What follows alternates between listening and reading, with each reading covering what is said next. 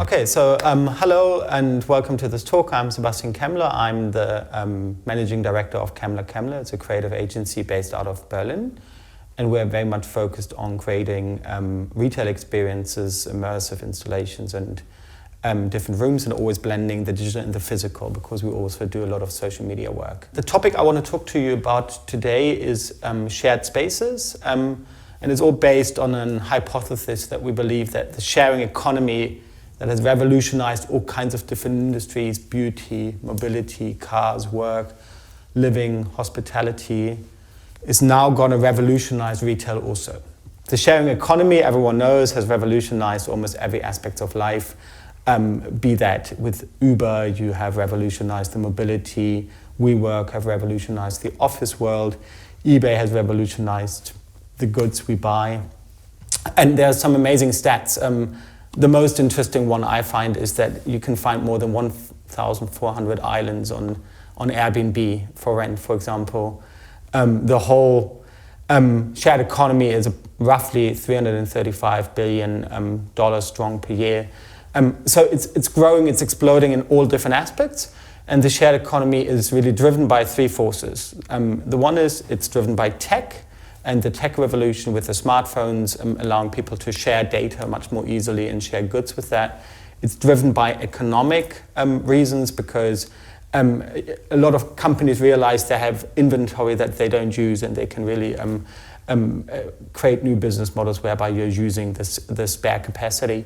And the third one is that there's also like a social change in the mindset. A lot of people don't necessarily need to own a lot of stuff anymore. They're very happy to just share their ownership with products with others as part of a more mindful view of consumption. The important bit and the main thesis of this whole talk is that we believe that retail is now moving into that space also. Retail now needs to become much more collaborative, and we frame that with a term that we call shared spaces. Why is that? It's exactly for the same reason why the other industries have transformed into this kind of sharing economy. There is tech revolution that allows now retail to become more collaborative, because we have digital sensors in the store now. We have mobile payment solutions. Everything is getting much easier. There is societal reasons, because people also believe they don't need to own space anymore. They can share it much more. But there's also intense economic pressure, especially now with Corona. A lot of brands can't afford to have their own retail spaces anymore. A lot of brands need to look for efficiencies in the use. A lot of brands realize, it doesn't make sense for me to just have people coming in the mornings, but then in the evenings, the store being empty. So we see a lot of examples of how now new business models are making the retail space more collaborative. That hasn't happened over time. There actually have been 4 different steps how the shared retail has developed. The first was probably 20 years ago, the appearance of concept stores, where suddenly a very inspired shop owner started to create different products together from different categories. So beauty was sharing the same space with fashion, with books, with flowers. That moved into the whole pop-up revolution, probably one of the most used terms in retail in the last 10 years. Now that has transformed into very, very interesting new business model right now, where people are basically transforming pop-up shops into an ongoing business proposition. So companies like Showfields in America, they are now pretty much empty department stores, and all they allow brands to do is to book a pop-up shop for 3 months and go out again. And this is now transforming in even further into a phenomenon that's called retail as a service, whereby now new providers are not just offering the space, they're offering even the sales logistics, the sales staff, the decoration, everything. And a brand doesn't need to do anything anymore with retail. They just need to ship in their products, and everything else is taken care of. And the most interesting examples is when not just the shopping and the space gets shared, but even different functions come together. So lately we've seen examples like the Adidas Run Base, where suddenly a gym is combined with a shop, is combined with an office space for the Adidas employees, an influencer hub, a kitchen, an event space. So you suddenly have this weird combination of different functions. that are coming together, which we are calling shared spaces. So that's the big transformation. What does that mean for architects? What does that mean for designers? They actually need to follow a new way of designing these spaces. In the past, we looked at a shop, and then we constructed a wonderful user journey, and then we had fixed architecture and flows. We had checkout zones that are at certain places, and everything was always set out to last for 3 or 4 years. That has totally changed. Everything now needs to be flexible, dynamic, and modular. And we at Kemmler Kemmler have defined a new way of designing retail for us that works in 4 steps. The first is we're creating an empty shell of infrastructure that needs to be as flexible in the lighting, in the electricity, in the use for brands as possible. Secondly, we're creating highlight zones where we can commission different artists to bring in different installations that can be changed every half year. Thirdly, we are always integrating a dynamic digital layer whereby we have screens in the store that can be used and played out with content from different brands, which can change in an instant. And fourthly, we even design our furniture in a way that they can be used in different ways. So we mostly construct flexible furniture solutions whereby you have a box, but if you turn it around, it becomes a shelf. If you turn it around, it becomes a chair. Turn it around, it becomes a table. So we pretty much have tried to bring flexibility and modularity into each aspect of the design process. How does that look? We have 2 interesting examples, or I hope interesting examples here to show you. The first one is a massive concept store that we're designing right now, right in the middle of Frankfurt. It's called Listener. And the whole premise of the store is to decode contemporary culture and to react to different trends and bring in interesting new products all the time. Our creative idea for that store was that of the modern shamana. We want to use modern technology and data analysis to see what are the latest trends in pop culture, but that combine that with deep storytelling like a shamana does, and bring in archaic elements of the past into the present. And that informs the whole design. As you can see, you always have like very old, earthy materials like volcanic rock and that stuff combined with super high-tech technology screens and metal. Now let's talk about the 4 steps. First, we've created a shell. We put in a total lighting grid that is super flexible, so you can put lights, you can put screens, you can put curtains, you can change the space around. And we created a modular walling system, whereas every panel on the wall can just simply be changed with materials and colors with a click and plug and click mechanic, so super usable. Then we created these amazing little highlight zones where we work with different artists, which can be changed, and we want to work with digital artists to create interactive installations. We want to work with more nature-based artists to bring in volcanic sculptures and organic shapes into the store. Thirdly, we've created a digital layer. As you can see here, all of these blue screens, they can be adjusted. Brands can put in their content, they can be rented out and changed.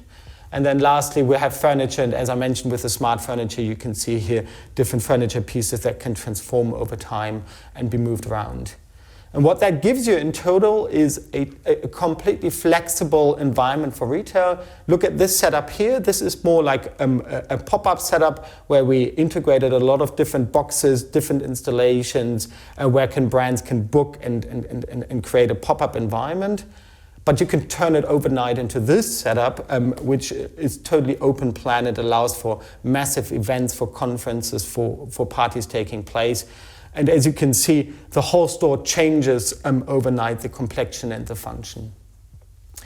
Second case that we want to bring to you is the shared spaces concept that we developed for the 3 retail sister companies from Vitra, which are Ansorg, Visplay, and Vizona. And here the whole idea was to create a concept for retail of the future. What we did is we established in the 4 corners, we established 4 different categories, so a beauty store, a fashion store, an automotive store, and a food store. But we pushed the stores into each other, so they created blended zones in between where suddenly mobility and cars collide with beauty, or beauty collides with food. And we focused on creating interesting immersive experiences in these overlapping sections where we believe new ideas happen. Let's talk through the 4 steps again. You have the shell, which is super flexible. You can see even from the outside, rather than constructing a stand that is immovable, we use these massive gates that you can push back and forth, and the whole architecture is informed by transitions, by translucencies, by walking through the space in an open way. We created highlights in each of the zones. For example, here we created a silent room in the middle of the fashion store where people could actually calm down. And in the constructions, most of the workers always settled into that room and used it for a nap.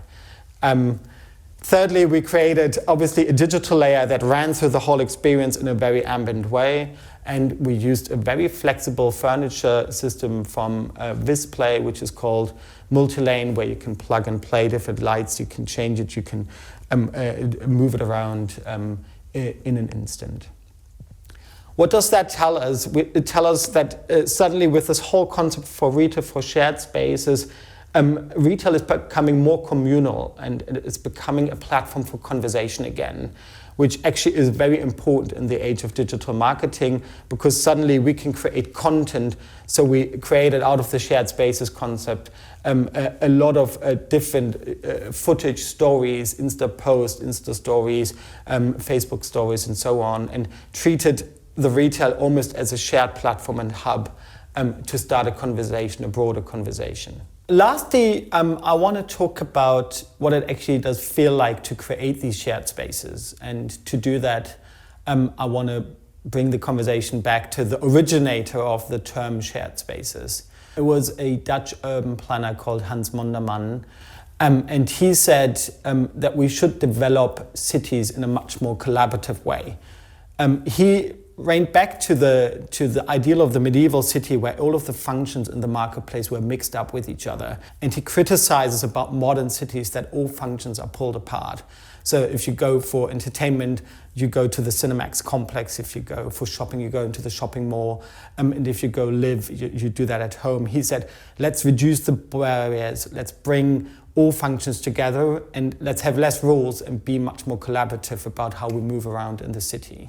He even tried this whole project out in Friesland, and the result was that people actually did start to communicate much more with each other, that they shared much more, but there were also more accidents. Because if you have more of a blend of different functions of people, of traffic, and less rules, people tend to drive into each other more.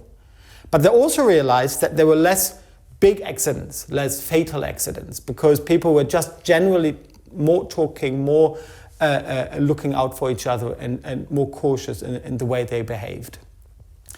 And we believe that's a perfect metaphor for shared retail. Yes, if you blend functions, if you have less rules, if you have shared spaces and temporary spaces, you will have more chaos, but you will also have much more creative collisions. You have more ideas, and you have higher sensitivity, which hopefully will lead to much less big disasters in total.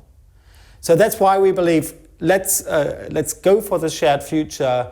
Let's embrace the creative chaos of collision in some way. Let's have a bit of fun along the way, and embrace the shared economy for retail also. Many thanks for attention. Bye-bye.